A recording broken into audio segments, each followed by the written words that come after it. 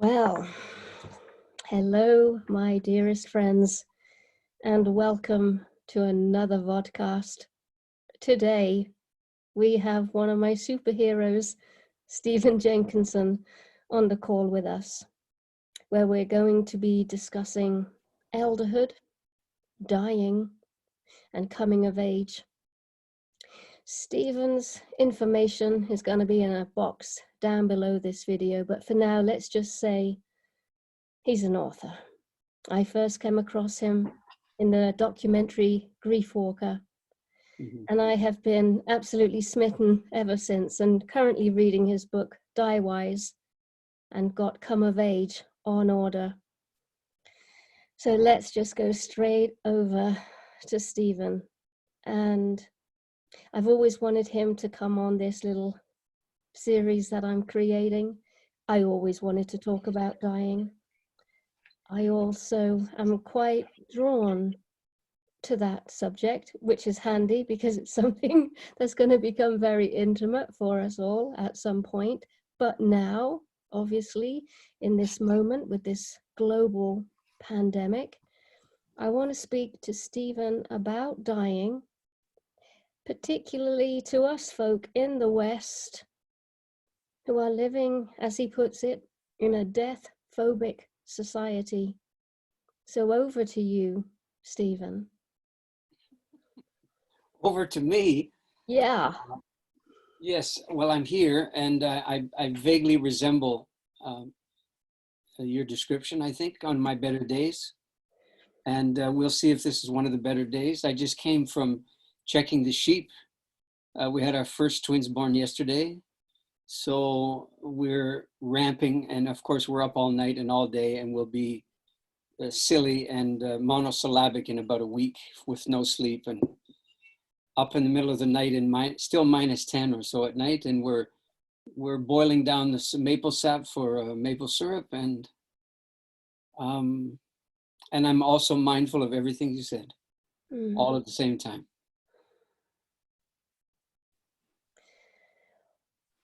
What can we be bringing up inside of us as this fear of death? I call it the angel of death. I know you're also known as that in some circles, but it feels like the angel of death is sweeping across Europe, which is where I am, and en route to the States. And we're panicking and we're worried. Yeah. What would you say to us? How can we get over this phobia quickly and honestly? We can't. My most honest answer. Here's the thing.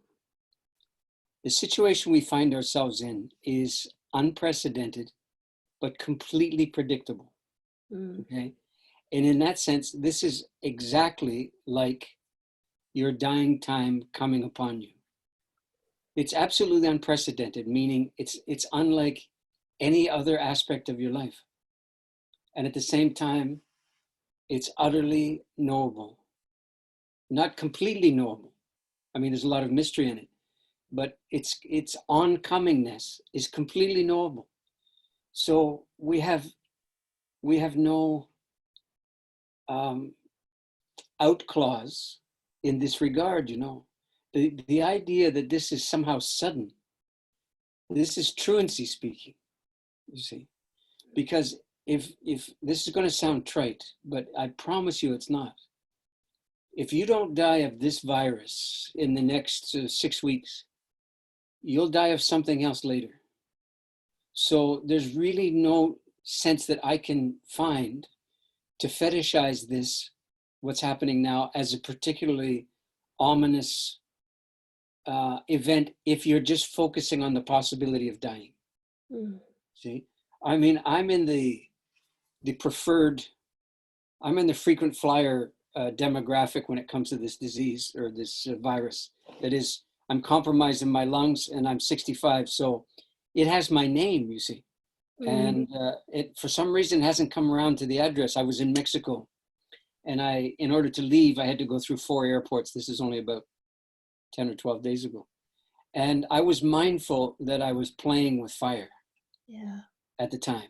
You see, but there's nothing new about any of this.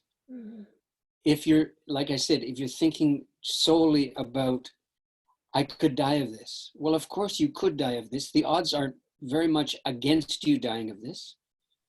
I mean, the amount of publicity it receives, given how many people are dying from it, is quite a remarkable thing, because, I mean, people die in flu season by their legions. And I mean, do you ever hear about it at any given flu season? No, you don't. Maybe you're told to take your shots, right? But not, it's not a quote, a matter of life and death for almost anyone. And, you know, if you look at all the other predictable causes of death that run through the population, you know, the top 10, this virus doesn't come anywhere close to the top 10. I'm not minimizing it. I'm just saying that the real meaning, the real import of this thing is not the possibility that you're going to die of it. The real import of this thing is how it came to be among us. Yeah. Okay, that's the big news. And it is news. So the first that you mentioned, angel of death, which I've been accused of being many times. The word angel comes to us from Greek, and it meant, for the longest time, the word simply meant messenger. That's all it meant. Didn't say anything about the message, or whether you welcome the message, or whether you're ready for it. It simply said, an angel is one who brings the news. And so this virus is an angel. Okay, and this is an absolutely legitimate thing to say. It's a bracing and challenging thing to say, but that's what it is. And I'm not putting a bow on it by calling it an angel. I'm employing its old etymology. It's bringing us news, and it seems to me this is what it is. If you follow the epidemiological trail, as many people have done, it's going to bring you to a province and then a city in China. And inside that city in China, maybe three and a half months ago, whatever it was, there's a particular kind of market, which they call the wet market, right? So far, everybody's going, yeah, you know, wet market's bad, Chinese public health bad, and whatever else it is. Yeah, but you're not going far enough if that's where you stop. Yeah. Because in this particular wet market, what we found, if you were there, you would have found domesticated animals in a cage here and wild animals in a cage above them or below them in very close proximity, in a kind of proximity that the normal order of things doesn't permit. Yeah. It doesn't countenance, it doesn't facilitate, right? So this was a proximity that was engineered entirely by humans, right? And we know now that this virus leapt the gap from wild animal to domesticated animal, and from domesticated animal to the human handler or the human butcher or the human consumer. That's how it happened. And if you stop there, you're still not getting the news. The news is this: that proximity between the wild and the domesticated never should have happened. This is a direct consequence of too many humans going to places where we don't belong. And we don't belong in the wild. And it's very clear that the wild retreats every time we appear in its midst. It's not drawn to us out of curiosity, because our inability to conduct ourselves with a kind of deep running dignity in the presence of the wild is very tangible to the wild. It's not so tangible to us. We call it feeling uneasy, or, you know, whatever it is. And so this transgression, that's what it is. It's simply means you've gone to a place you ought not to have gone. And this is not punishment, but it is consequence. Yeah. And whether or not the public at large is going to take the message, take the news to heart, and live the rest of our collective life obeying the limits that are clearly begging to be obeyed, remains to be seen. I myself am not hopeful that that's going to be the realization of this, sadly. And this is why I'm taking a few moments of your show to depart from the narrower subject of dying to the greater subject of whether we belong in a place that seems to be the origin place of this virus. The wild is not our origin place. We are a semi-domesticated being, and we will be that for the duration, I think, of our genetic lives. We're inclined that way. And the last thing I would say about it is, the verb to belong, this is a heavy word. I mean, it's clear, for example, that Christianity does not belong here in North America. It doesn't mean it shouldn't be here. That's not what belong means. You might love this.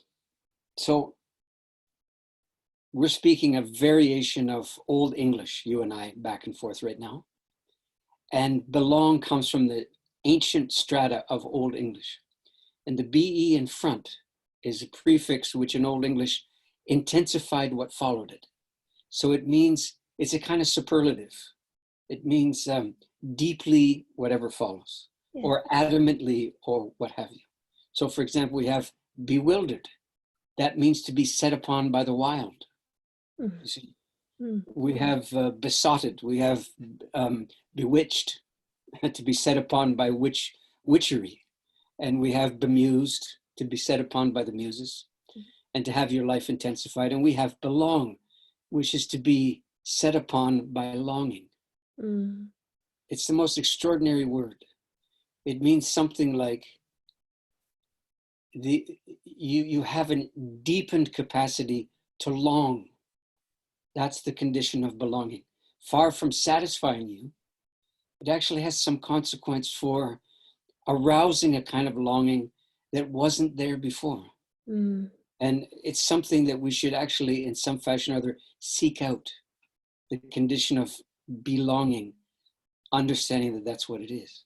So from that point of view, we don't belong in the wild, and our longing for the wild is, I think, a misplaced longing for something deep and enduring in our collective lives, which we believe somehow we'll find out in the wild, the way some Chinese seem to think that they'll find virility by eating boa constrictor. Both of these things are deeply misapprehended news from the greater world. My goodness, that touches me so deeply. And it's just like Griefwalker, that scene on the canoe where your friend was admiring something on the riverside. And you said to him, can you also admire when it's not there? Right. And that's what I love about you, Stephen. You somehow wrap words around those places.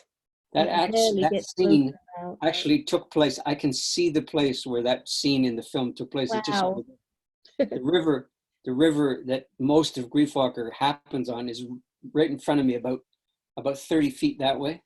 And it's almost overflowing its banks now with the spring runoff.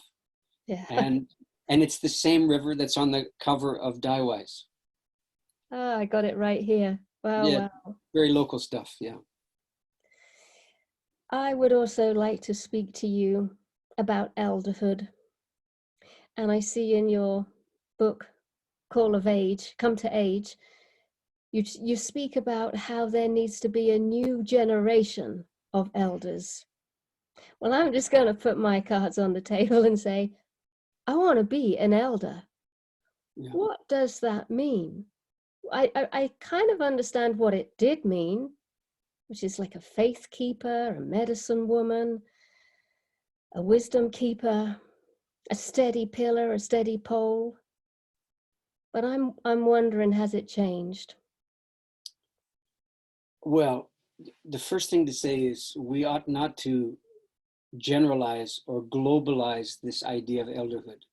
I mean, all of the iterations of elderhood are specific and local and culturally derived and the rest, right? So I'll make a few comments in response to what you said without for a moment meaning to say that across the world, elders are similar from place to place.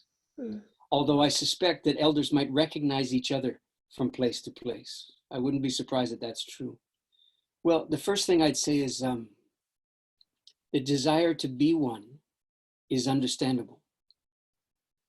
The desire to be one, I would suggest to you, tends to come from an inexperience with one or an inability to locate one earlier in life. And this becomes a kind of coping strategy, if you will, coping for the goneness of elderhood in one's life by trying to be one, quote, instead. So you might guess that I'm going to suggest that the greater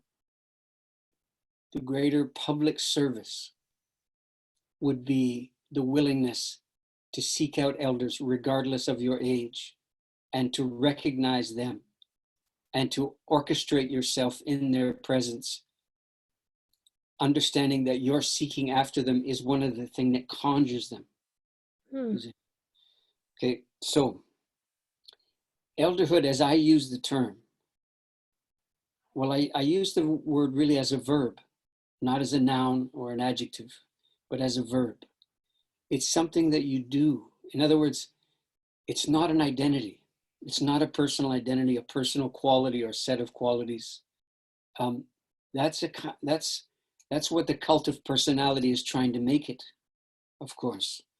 But yeah, I called the book Come of Age. Obviously, I'm being very bossy. Same with Die-Wise, right? My very bossy titles.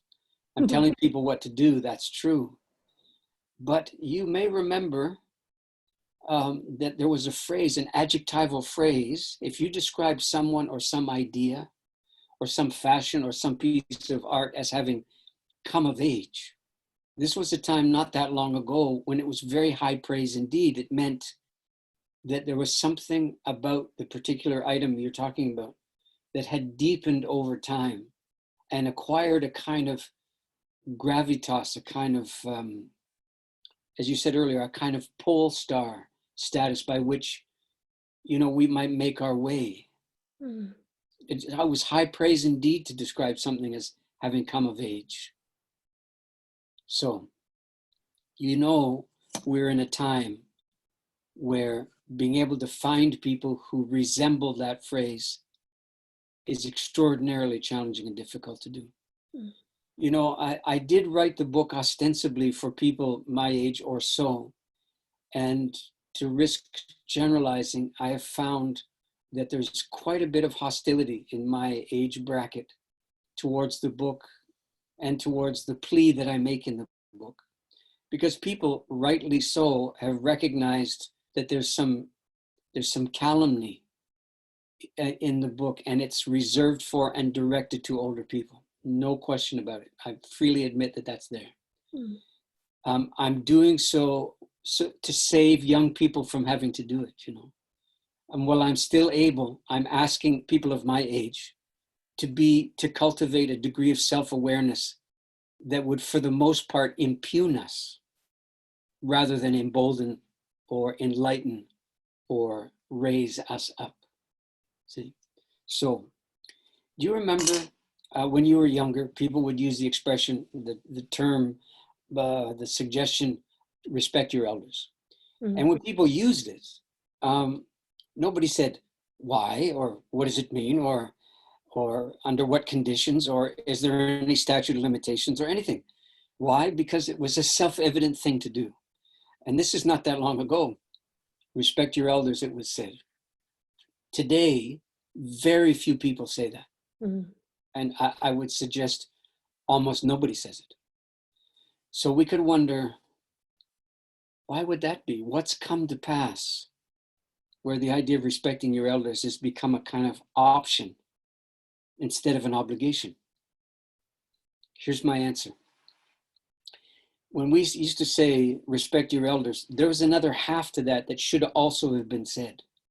Because after all, respect is a kind of covenantal relationship between people.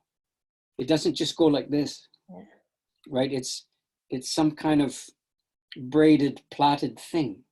That's what respect is. So respect your elders. That's what the young people are obliged to do. And the older people are obliged to conduct themselves respectably. That's the other half. That's the part that never got said, alas, maybe if you go back far enough, it didn't have to be said because it was a common enough practice. But today, it is not a common enough practice. So people are demanding to be recognized as elders without the recognition of how the function of elderhood has been really compromised in our time.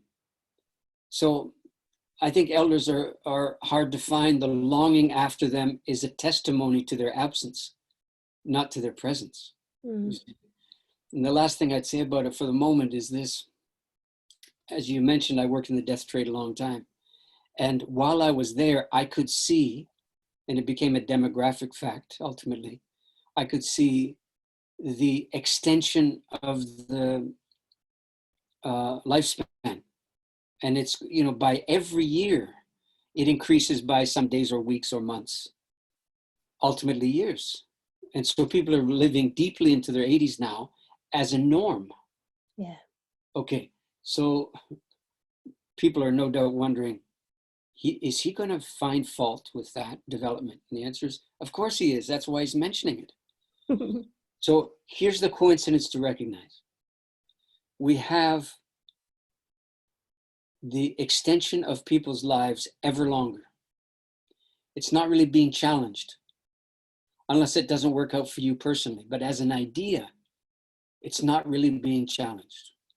And at the same time that people are living ever longer, we're having a deep compromise bordering on a kind of absence without leave of elders in our midst.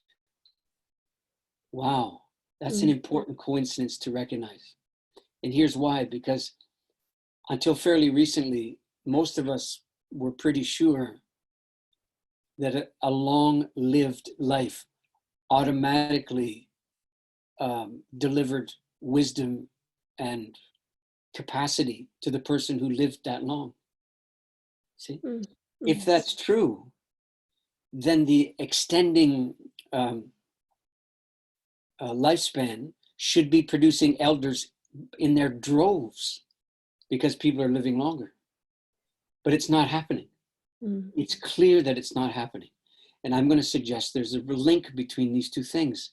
And here's what it is.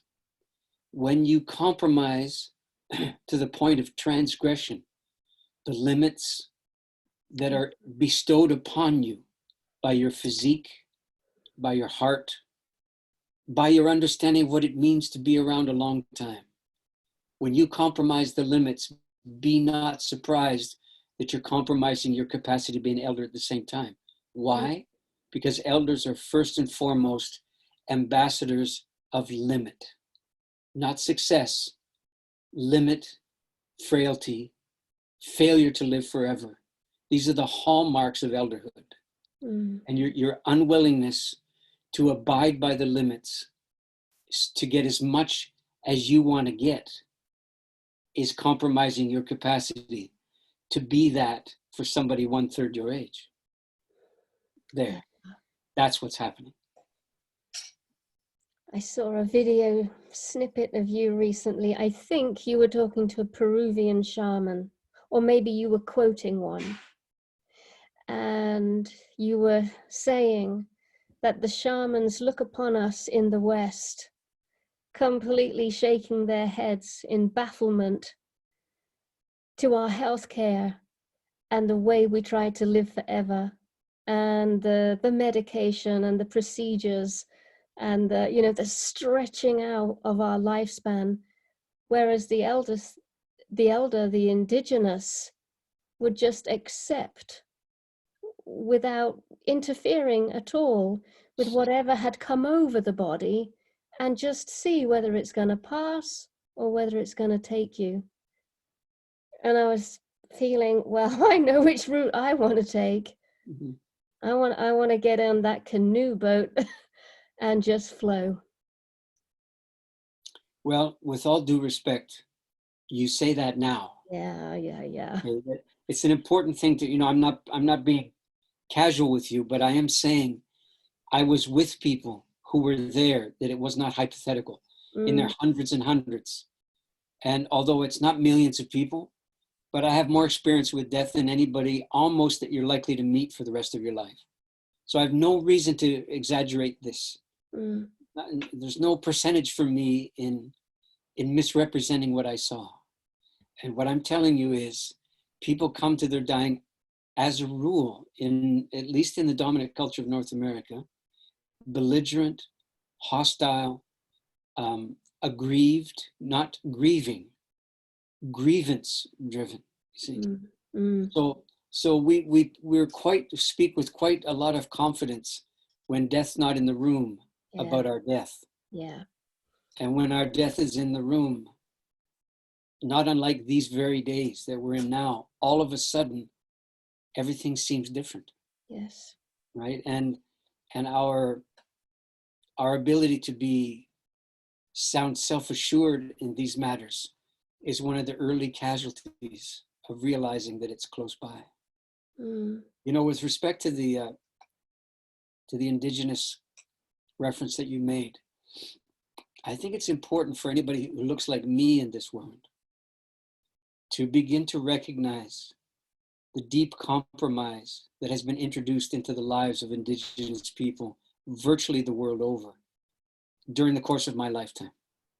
I mean, it's bad enough in the colonial eras and the age of discovery and all the rest of it when the Europeans fanned out everywhere.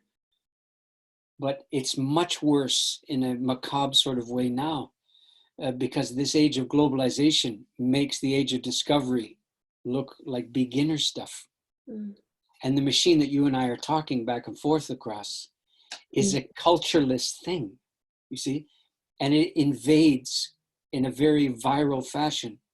It invades anywhere where the wires go or where the machine is available. And there's no culture on this thing. There's no cultural boundaries on this thing. There's no respect of indigenous culture or local culture of any kind in this thing. Everything is generalized. Everything's globalized, and there's no proper regulation of what this thing does when people enter into it. So I think it's very important to begin to recognize how compromised so-called indigenous wisdom has become during our lifetime. These people, by virtue of their prior lives or their lives of their ancestors or their skin pigment or the color of their hair, they're not somehow inured or vaccinated against what bedevils us. They don't automatically get a pass on these dilemmas, you know, any more than they get a pass on this virus. So it's just, you know, I don't say that with any glee, obviously not. But I think it's important for us, if we're evoking the idea that there's sanity in indigenous pockets here and there, to recognize that the best way to sustain that, if you're interested in doing so, is to stay as far away from it as you can. Don't go visiting. Don't go. Start with the poverties that you're so desperate to elude in your own circumstance. Stay, as they're telling us all now, stay home and learn how our corner of the world got to be as it is. Not flee to the nearest port that looks saner and safer, you know, and less quarantined than ours does. You've plunged again into the heart. No. I just want to finish with one more thing. Okay. Which was a couple of years ago. I was with one of my ex-partners who was dying, and I was with him, and many people came to the bedside, and they all kept saying the same thing: your work is done, you can go now, you can leave. Right. And this is the very, very first time I'd been in this situation. Yeah. And I'm holding his hand and his frailty. And I said to myself, I wonder if he knows how to go now, because I sure as hell don't. What does that mean? It's okay, you can go now. Can you really make a decision? and leave? Is there some part of you that hears that and goes, oh, okay then? Because to me, those words, you can go now. And I remember thinking, when it's my time, I really want to know what that means and how to. Because I'm looking down at my ex-partner and I'm wondering, does he know what to do now? Mm-hmm. But he was partially here and partially there. Yeah. Can you say anything to that? Do we know? Is there an on-off switch? You know there isn't. No. You know No. there, yeah. Well, the first thing to acknowledge, I think, is that having a terminal diagnosis does not confer death wisdom upon you. Mm. And you can be in your last minutes, you can be, struggling for breath or whatever it is, and there's no magic in any of that. Mm. So alas, what's happened is as the field, the death field has become flooded with well-intended, questionably intended people trying to be helpful and trying to get a job. There's a general inclination to elevate the dying person in some kind of rock star status. They're the center of the universe and everybody's trying to get close to them. And my God, I mean, there's nothing dignifying necessarily about finding out that you're dying. People don't say, finally, I was wondering. I've never heard anybody say that. So that's the first thing. Second thing is, nobody needs your friggin' permission.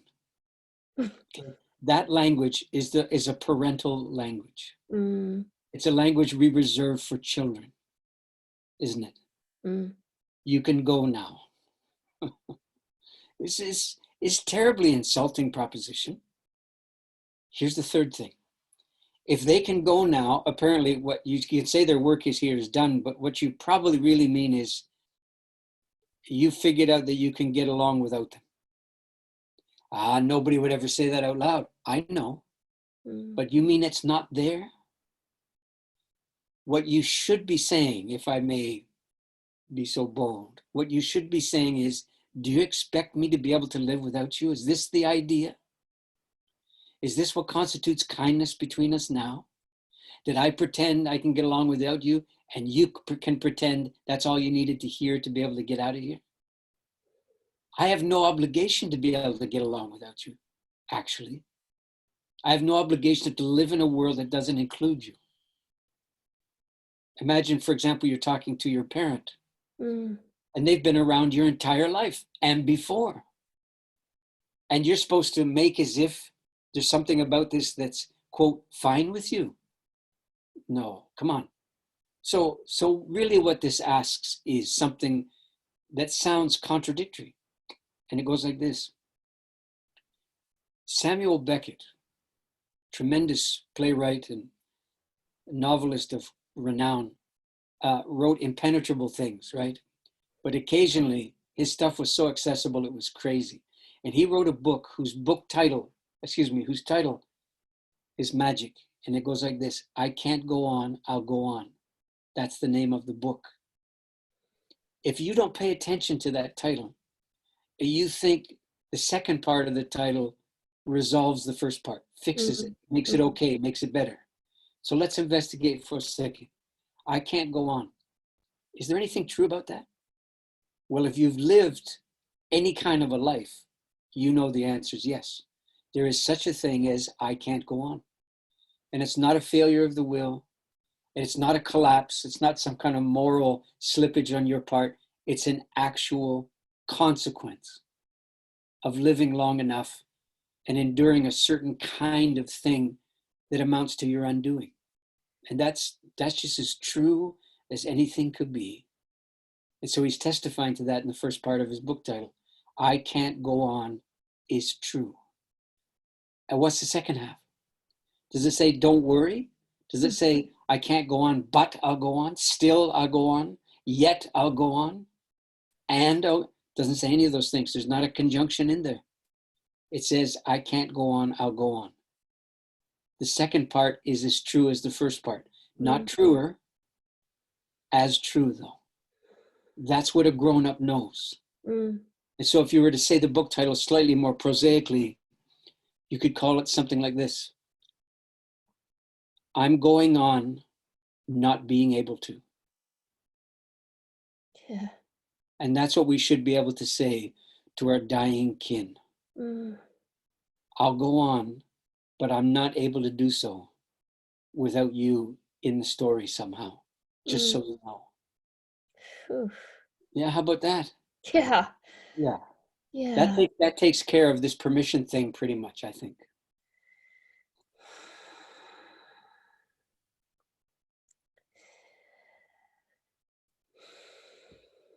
You've done it. You've done it. That's all I've asked. A bite-sized piece. You've given so much, Stephen. And your words always linger and lead to more. I just want to thank you so very much for your time, for speaking about these important things.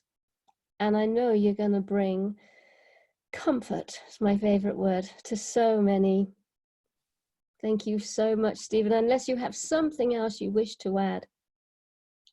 Oh, you know I do. I mean, I've barely begun. I'm just watching an enormous piece of ice begin to float down the river here as the final ending of spring begins to appear in our midst. And I'm just thinking it's much like that, you know. This piece of ice will go beyond my field of vision. Although it's been there an awful long time. I walked across it. I walked the dogs across it. People skied across it. And it itself is now moving. You know, if I'm permitted to travel, God knows when and how, you know, things look. But you may know I have a band. And you may know that I've traveled for 4 or 5 years now touring with this band. And we don't have a name for the band, but we have a name for the event. We call it Nights of Grief and Mystery. Yes. And we had planned a 70-city, 4-continent tour this year. Yeah, I saw. We were to begin it about 3 weeks from now. So obviously we've had to postpone the first part, which was the part in part of North America. We're supposed to come to Europe starting, I think, the end of the first week of June, somewhere in there. It's not clear that we'll be able to do so. It's my intention to do it, because if there was ever a time made for Nights of Grief and Mystery, it seems like this could be that time. Yes. Yes, yes. That, as it is, we've been working on a new record, Gregory Hoskins and myself. We recorded much of it when we were in Mexico about a month or so ago. And if I may say indelicately, it's pretty good. It's so good that I'm inclined to listen to it a little bit. And I heard it on this machine about 3 days ago, a piece of it. And I wrote to Gregory, who's 6 hours away driving from me right now.